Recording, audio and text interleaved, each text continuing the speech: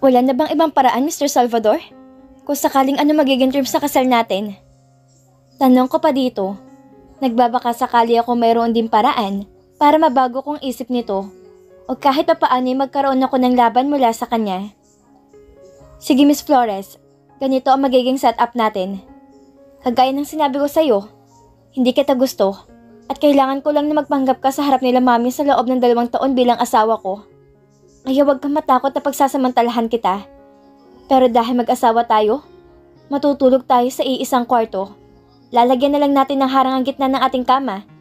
Maluwag yon, kaya huwag kang mag-alala, dama ka magkadikit tayo. Lahat na magiging pangangailangan mo ibibigay ko. 1 buwan after 6 months kailangan umuwi ka sa Pinas, kasama ko. Para makita nila mami na taga nagsasama tayo, nang dahil sa pagmamahal. Pero every month akong bibisita sa'yo dito sa Kuwait, para hindi man magtaka si mami. Kukuhaan kita ng sarili mong bahay, para pag uuwi ako dito, ay doon ako tutuloy. Kilala ko sila mami once malaman nilang tungkol dito, ay paniguradang pupuntahan ka din ng mga yon para bisitahin. Ganun pa rin ang gagawin mo. Magpapanggap ka lang bilang misis ko sa mga pagkakataong nasa harapan ka ng mga magulang ko. At pag wala na sila, gawin mong gusto mong gawin, hindi kita pipigilan. Malaya ka makasama kahit na sinong gusto mo makasama. At ganun din ako. Mahaba nitong sabi sa akin. Kung ganun, wala tayong magiging problema dyan, Mr. Salvador. Pero sana'y wag na muna yung isa publiko ang tungkol sa kasal natin. Sa atin na lang sana to. Pakiusap ko naman sa kanya. Not a big deal. Maiksi nitong sagot. Nakikita ko naman sa mukha niya ang biglang pagiging seryoso o pagkadismaya niya sa ganoong setup ay okay lang sa akin. Ang mahalaga ay wala kaming attachment sa isa't isa at magagawa ko pa rin yung mga bagay na gusto kong gawin. Sumang-ayon din naman tong hindi isa publiko tungkol sa aming kasal, kaya okay lang. Maaari pa rin ako makasal sa taong gusto ko. Dahil makalipas ang 2 taon, ay maghihiwalay na din kami nito. Nahihiya man, ay tinanong ko na din siya na kanina pang tumatakbo sa aking isip. Mr. Salvador, tanong ko lang sana, may nangyari ba sa atin yung gabing yon? Namumula kong tanong sa kanya. Huwag kang mag-alala, wala nangyari sa atin ng sandaling yon. Not unless gusto mo makipag-ano sa akin. I'm fine with it. Sabihan mo lang ako, Kim. At hindi na tayo magtatalo patungkol dyan. Nakangisi niyang sagot sa akin.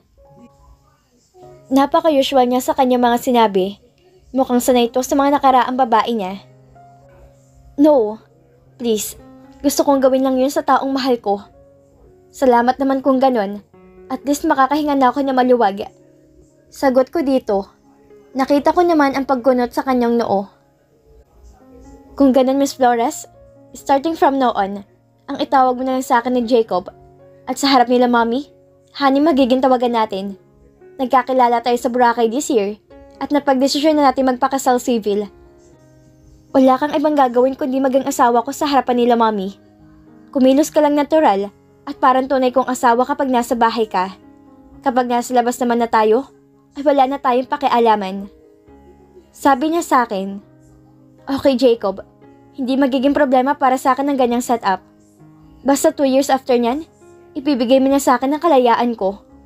Ayoko rin matali na matagal sa taong ngayon ko lang nakilala. Sagot ko naman sa kanya. Yes, you have my word. Ito ang kontrata tungkol dyan. Pirmado ko na yan.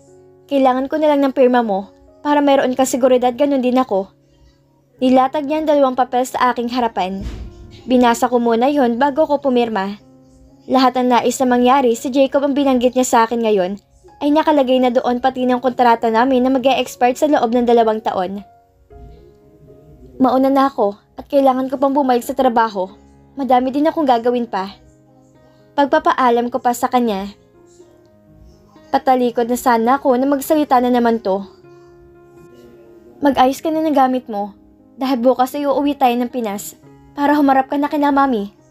Wala ng pero at bakit. Ako nang bahala sa lahat. Kakausapin ko na lang si Mr. Ismael para sa leave mo. Sabi nito sa akin. Hindi na ako nakatanggi pa dahil nakapirma na ako sa kontrata namin. Kakaiba naman taga tong si Jacob. Ngayon ko pa nga lang nalaman na kasal na pala ako. Tapos ngayon, Gusto naman niya ay agad na ako mag-asikaso para humarap sa kanyang mga magulang. Hays, mapapabuga ka ng taga na malalim na buntong hininga? Kahit pa sobrang inis ko, ay nagtimpi talaga ako. Ngumiti na lang ako sa kanya at nagpaalam na din. Paglabas ko, ay nagpaalam din ako sa kanyang mga kaibigan na nakaupo sa labas ng office nito. Pumasok na din naman kaagad ang mga to nang tuluyan na ako naglakad, papalayo sa kanila. Bro, ayun pala yung Kim? Napakaganda ni Kim, panalo ka dun bro. Pag hiniwalayan mo na, sa akin na lang, ako na bahala sa kanya. Bungad ka agad sa akin ni Christian. Binato ko naman to ng ballpen at naisip niyang kalokohan. Sira ulo ka talaga. Ang pinunta natin dito ay mapapayag ko siyang umuwi kasama ko sa Pinas. Sagot ko sa kanila. Napapayag mo naman ba? Tanong sa akin ni Dante. Wala na siyang choice, kundi umuo lang sa alo ko. Legally kasal kami, kaya kung hindi ako papayag na pirmahan kahit mag-file siya ng annulment, wala din siya magagawa. Isa pa hawak ko sa mga kamay kong kapalaran niya. Kung handa siya mawala lahat sa kanya, then go ahead. Sabi ko pa sa kanila, Hays, ang malas naman ni Kim at ikaw pang napangasawa niya. Napakalupit mo bro. Sabi naman ni Christian sa akin, Grabe bro, parang ibang-iba ng itsura ni Kim kaysa nung nakita natin siya sa resort na sa Boracay. Para mas naging hot na siya ngayon? Napapakagat-labing sabi ni Dante. Napapailing na lang ako sa mga kaibigan ko. Mga baliw talaga kayo. Tigilan nyo na yung kakakim nyo. Tapos na kailangan natin gawin ngayon dito sa Kuwait. Bukas babalik na tayo sa Pinas. Kaya mag-shopping na kayo kung gusto nyo mag-shopping. May bibilhin lang din ako sa mall mamaya. May biniling kasi si mami sa akin. Sabi ko pa sa mga ito. Nang makasakay na kami sa sasakyan ko dito sa Kuwait, ay napapaisip naman ako sa mga sandaling ito. Naalala ko mga sandaling magkasama kami ni Kim sa aking silid sa Boracay. Nagsisisi ako, bakit hindi ko tinuloy na nasimula na ginawa namin. Tama naman taga mga kaibigan ko. Napakaganda at napaka-sexy lalo ngayon ni Kim. Ibang-iba ng itsura niya mula sa una ko siyang nakita at nakasama. Well, mas lamang ako sa ibang lalaki na gustong pumorma dito. Dahil sa loob ng 2 taon, ay asawa ko ito at maaari kong gawin ng kahit na anong gusto kong gawin. Umuwi na kami kaagad nila Christian sa aming hotel room para magpalit ng damit. Nang sa gayon, ay makapamili na muna kami ng konti para di sa ni-request ni Mommy na limited edition na LV bag na mayroon dito sa Kuwait bago kami tuluyang bumalik muli sa hotel room ko. Kagaya ng aming pinag-usapan kinabukasan, ay magbabiyahe na kami pa uwi ng Pilipinas. Naghanda na din ako ng aking mga gamit. Sinabihan ko na din muna si Dante na asikasuhin ang kinukuhang bahay para sa paglilipatan ni Kim pagbalik nito ng Kuwait. Kinausap naman niya ang isa sa mga kaibigan namin dito para kumuha ng kontrata sa magiging bahay namin ni Kim. Maaga ako nagtungo sa tinutuluyan pa sa ngayon ni Kim para sunduin to. Sinigurado kong sasama to sa aking pag-uwi dahil nasabi ko na din ang tungkol sa amin kay Mommy at Daddy. Hinihintay na nilang aming pagdating bago sila maniwala na tagang naikasal na ako. Ayoko mapornada pa to at madismaya na naman sa akin sila Mommy. Pagdating ko naman ay nakahanda na din tong si Kim. Nakasuot lang siya ng simpleng jogger pants at sweet t-shirt na pang itaas. Naka-ponytail din ang buhok nito at tamang rubber shoes lang ang suot. Napakaganda niya kahit na sobrang simple lang na kanyang suot. Nakadagdag pa sa kanyang kagandahan ang simpleng makeup niya sa kanyang muka. Let's go! Maiksi kong pag-aya dito. Nilagay ko ang luggage niya sa likuran at hinayaan ko siya makasakay mag-isa sa kotse ko. Napabuga naman ng hangin si Kim. Napaka-arugante talaga. Naririnig kong bulong nito. Hindi mo ba alam ang sakit ng pagiging gentleman? Inis na sabi ni Kim. Hindi porket asawa kita sa batas, kailangan ko na maging asawa sa'yo, Kim.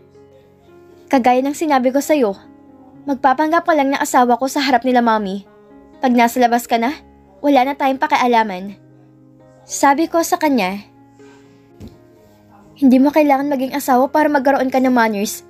Kahit sino pwede magbigay nun. Antipatiko. Irritable niyang sabi sabay talikod sa akin. Nakikita ko naman ang pagtawa ng mga kaibigan ko mula sa likuran.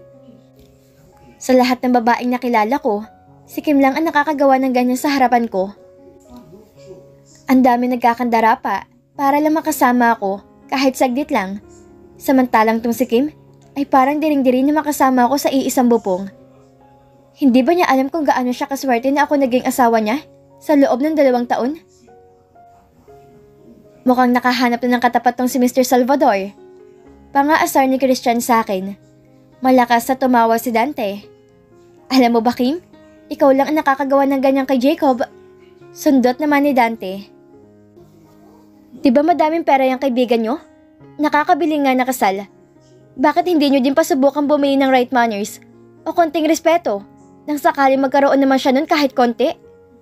Sabi ni Kim sa kanila. Mapang-asar na tumawa si Christian. Paano ba yan, Jacob? Mukhang si Kim ang katapat mo. Sabi pa ni Christian sa akin, iiling na lang ako sa kanyang mga sinasabi. Hindi ko sila pinapansin sa mga pang-aasar nila. Hanggang sa makasakay na kami ng eroplano ay bantay sarado sa akin si Kim dahil baka bigla tong tumakas. Hindi ako makakampante hanggat hindi kami nakakarating sa aming bahay at makaharap sila mommy. Pagbaba ng eroplanong sinasakyan namin ay kinapitan ko na lahat ng gamit ni Kim. Hindi ko to pinagbuhat dahil alam ko may kabigatan na din ng kanyang mga gamit. Nakatingin naman si Christian at Dante dahil sa pagbubuhat ko ng mga maleta nitong si Kim. Hindi ko kasi tipikal na ginagawa to. O to yung mga sarili kong luggage ay inaasa ko pang ipabuhat sa iba. What? Ba't ganyan kayo makatingin sa akin? Masama ba magbuhat ng maleta? Sabi ko sa kanilang dalawa dahil panay ang ngitian ng mga to. Jacob, don't talas na bigahani ka na kaagad kay Kim. Pagbibirong sabi sa akin ni Dante. First time to bro, si Jacob nagbuhat ng maleta plus nagtulak ng baggage trolley. Malakas na nagtawanan ang mga to. Bro, baka naman nilalagnat ka. Pangaasar pa nila sa akin. Mga siraulo, naninigurado lang ako. Mahirap na, baka mamaya bigla akong takasan nito. Hindi pwede mangyari yon. Kanina pa sila mami naghihintay. Sagot ko sa kanila. Nagsisikuhan naman ang dalawa at hindi pa rin mawala sa kanilang mga mukha ang pangaasar. Huwag ka mag-alala, Jacob. Hindi mo na kailangan gawin yan. Hindi naman ako tatakas sa'yo. Para saan pa kung tumakas ako? Legally, ikaw yung asawa ko. Wala na ako magagawa doon. May 2 taon lang naman tayong kontrata kaya titiisin ko na lang yon. Sabi sa akin ni Kim. Nakikita kong pagkalungkot sa mukha niya. Hindi ko alam kung bakit ganoon na naging reaksyon niya na makauwi kami ng Pilipinas. Hindi siya kagaya ng iba mga nagbalikbayan na sobrang pag-excited. Pagdating sa airport, ay naghihiwa-hiwalay na kami nila Christian, kailangan pa kasi nilang sumakay ng eroplano para naman papuntang Boracay. Habang binabagtas namin ni Kim ang biyahe pa uwi sa bahay nila mommy, ay nakita ko nakasandal lang ang ulo ni Kim sa gilid ng salamin. Kung kanina ay sobrang tapang nito sa pakikipagtalo sa akin, ngayon naman ay sobrang tamlay na niya at walang kibo, panay lang din ang pagsang-ayon niya sa lahat. Kim, ngayong gabi din tayo matutulog sa kwarto ko sa bahay nila mommy. Pero bukas isang kondo na tayo tutuloy. Kailangan kong iayos mo mga gamit mo doon, kasama ng mga gamit ko. Ikaw na bahala mag-arrange ng kondo. Kung may gusto kang baguhin, pwede mong baguhin. Maglagay ka din ng mga picture frame para sa mga picture natin. Para pag dumalaw sila mami sa kondo natin, ay makita nila to at hindi sila maghinala sa atin. Istrikto kong sabi sa kanya. Inaasahan ko naman makikipagtalo na naman siya sa akin. Okay, sige. Maiksi nitong sabi. Napakunot naman ang noo ko. Hindi ko alam kung bakit bigla ito naging matamlay. Kung gusto mong umuwi sa inyo, Kim, pagbibigyan kita kahit 3 araw para makita mong pamilya mo. Sabi ko dito. Hindi na. Okay na ako. Sa kondo mo na lang ako mananatili. Seryosong sagot nito. Napatingin lang ako sa kanya at hinayaan na siya. Ayoko magtanong sa kanya kung okay lang siya dahil ayokong isipin nito na concern ako sa kanya. Dumating na din kami sa wakas sa bahay nila mommy. Nakita kong nakaabag na mga to sa labas ng pintuan namin. Natawagan ko na din kasi siyang malapit na din kami sa bahay. Pagbaba ko ng sasakyan, ay umikot ako sa pwesto ni Kim at binuksan ko ang pintuan nito para siya ay makababa. Binuhat ko din ang kanyang mga maleta papunta sa loob ng aming bahay. Humalik ako sa pisngi ni mommy Gayon din ni Daddy. Ma'am, Dad, this is Kim, my wife. Sabi ko sa kanila. Nagmano naman si Kim kay Mommy at Daddy. Agad namang niyakap ni Mommy si Kim at tuwang-tuwa to sa pagtanggap kay Kim. Mabuti naman iha. Finally nag-uwi na din si Jacob ng asawa niya. Masayang sabi ni Mommy kay Kim. Welcome back, Jacob. Saad naman ni Daddy sa akin. Umakbay ito sa akin at sabay kaming pumasok sa loob ng aming bahay. Naghanda ko ng hapunan para sa ating lahat. Sabi ni Mommy, Iha, feel at home. Bahay mo na din to. Sabi pa ni Mommy kay Kim. Thank you po. Maiksing tugon ni Kim. Habang kumakain, ay panay ang tanong ni Mommy kay Kim tungkol sa aming dalawa. Kagaya ng inaasahan ko, nagsimula na naman mag-interview tong si Mommy kay Kim. Mabuti na lamang at na-briefing ko na to sa mga dapat niyang sabihin sakaling tanongin siya ni Mommy. Mommy, hiling lang ni Kim na hindi niya iiwan ang trabaho niya sa Kuwait. Gusto niyang ipagpatuloy pa rin ang pagtatrabaho doon. Next month, pabalik na din siya ulit sa Kuwait. Sabi ko kila Mommy, ay paano niyo kami mabibigyan ng apo kung magkalayo kayo? Sabi naman ni Mommy. Tila nabilaaw ko naman si Kim sa sinabing yun ni Mommy. Inabutan ko pa to ng tubig dahil walang tigil siya sa kakaubo. Iha, pwede ka mag-stay na lang dito sa Pinas. Kayang-kaya ka naman buhay ni Jacob. O di kaya pumasok ka na lang sa isa sa mga kumpanya ng asawa mo. Pangungumbinsi ni Mommy. Pwede ka din naman magtayo ng sarili mong negosyo. Wala ka na magiging intindihin sa lahat. Ang asawa mo nang bahala mag-asikaso ng mga permit. Sabi ni Mommy. Okay ka lang ba, Iha? Tanong muli ni Mommy kay Kim. Hinahampas pa niya ang kanyang dibdib sa pagkabilaok niya sa mga sinasabi ni Mommy. Okay lang po ako. Nabilaukan lang ako ng laway ko. Sagot naman ito. Uuwi naman siya every 6 months dito sa Pilipinas. Then every month, 1 week ako mag-i-stay sa Kuwait para samahan siya. Sagot ko naman kila Mommy. Nasanay na po kasi ako sa buhay ko sa abroad, Mommy. Saka naawa din po ako sa mga staff ko kung iiwan ko sila bigla. Madami din po kasi silang umaasa sa akin. Baka mapahamak sila kung iba maghahandal sa kanila. Dadalaw-dalaw naman po sa akin si Jacob sa Kuwait. Paliwanag nito kay Mommy. Ganun ba, Iha? Sige, kung saan ka komportable. Basta wag mong kakalimutan tumawag paminsan-minsan sa amin pag nasa Kuwait ka na ulit. Sabi ni Mommy kay Kim. Oo naman po, Mommy. Tatawagan ko po kayo palagi. Sagot naman ni Kim. Iha? Paglalambing lang sana ako sa'yo. Pwede ba akong dumalo sa inyo minsan sa bahay niyo sa Kuwait?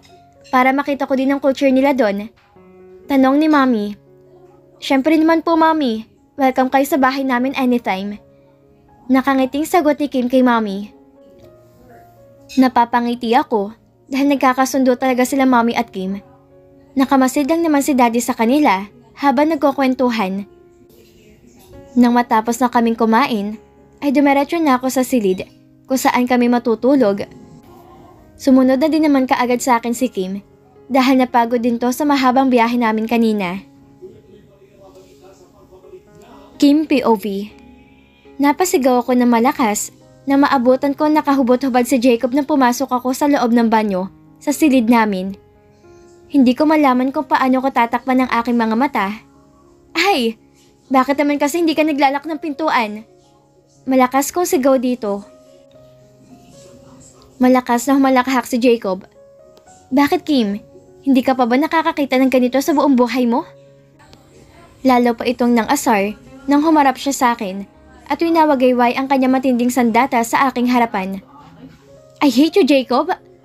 Tumakbo ako palabas ng banyo. Maririnig ko naman ang malakas na tawa nitong si Jacob habang nagpatuloy na tong maligo. Paglabas niya sa banyo, ay nakasuot lamang siya ng maikling boxer shorts. Nakangiti niyang itinutuyo ng towel ang kanyang buhok. Napakatikas ang pangangatawan nito. Napatingin ako sa kanyang abs at muli na namang nagsalita tong si Jacob. Gusto mong nakikita mo, Kim? Mapang-akit na sabi nito. In your dreams. Sagot ko naman sa kanya. Tinakip ko si Jacob sa kinatatayuan nito at nagmadali na akong pumasok sa banyo para makapag-fresh na din. Nilako ang pintuan noon at in-enjoy ang lagaslas na maligamgam na tubig. Sa haba ng aming biyahe ay nakakapagod talaga. Na makatapos na ako ay sinuot ko niyang aking pantulog na damit. Hindi ako nagsuot ng nakakagawian ko manipis na damit, pagkos ay pinili kong paborito ko mahabang puting t-shirt. Nakita ko naman ang pagkatulala ni Jacob na makita niya ako lumabas ng pintuan ng banyo. Nakangisi ako sa kanya. "You like what you are saying, Jacob?" Malandi kong tanong sa kanya. Bigla naman to naging seryoso tong bigla si Jacob at lumapit sa kinatatayuan ko. Dahan-dahan naman akong umatras hanggang mapasandal na ako sa pader ng kanyang silid. Hinarang niyang kanyang mga bisig sa aking balikat. Nilapit niyang kanyang bibig sa aking tenga. "Don't tempt me, Kim. Asawa kita legally, remember?" Malanding bulong nito sa akin.